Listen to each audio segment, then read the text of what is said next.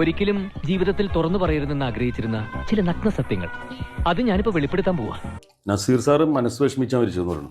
ഇവൻ സിനിമയിൽ അഭിനയിക്കാൻ വേണ്ടി നടന്ന് ഇപ്പോ നോർമൽ അല്ല. കാരണം അദ്ദേഹത്തിന്റെ സ്റ്റാർഡം പോയിട്ട് എല്ലാ ദിവസം കാലത്ത് മേക്കപ്പ് ഇട്ട് ഇറങ്ങുമെന്ന് പറയണത്.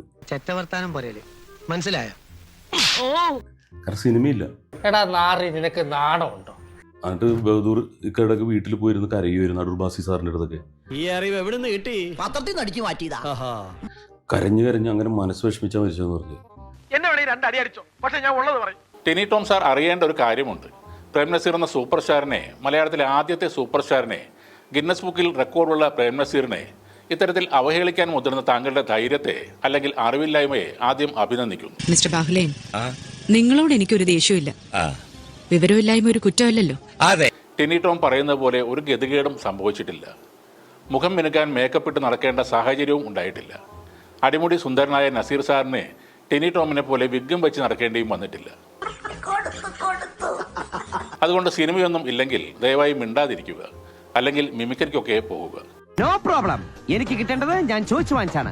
അദ്ദേഹം അവസാന കാലത്ത് അവസരങ്ങൾ കുറഞ്ഞു എന്ന് പറഞ്ഞ് കരഞ്ഞു എന്നൊക്കെ പറയുമ്പോ അതാരോ പറഞ്ഞതായിരിക്കാം ടിനി ടോമിനോട്.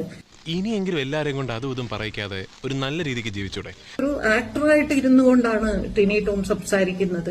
അത് യാതൊരു ആധികാരികതയും ഇല്ലാതെ ഞാൻ കേട്ടിട്ടുണ്ട് എന്ന് പറയുമ്പോൾ കേട്ടതെല്ലാം സത്യമാകണമെന്നില്ലല്ലോ. നല്ല മനുഷ്യരുടെ ഓർമ്മകൾക്ക് കളങ്കം ഉണ്ടാക്കുന്ന രീതിയിൽ അല്പത്തരങ്ങൾ വിളിച്ചു പറയരുത്. കിട്ടേണ്ടതൊക്കെ കിട്ടിയല്ലോ, സമാധാനമായല്ലോ. ഇനി സ്വസ്ഥമായിട്ട് വണ്ടി ഈ റോഡിൽ പോട്ടെ.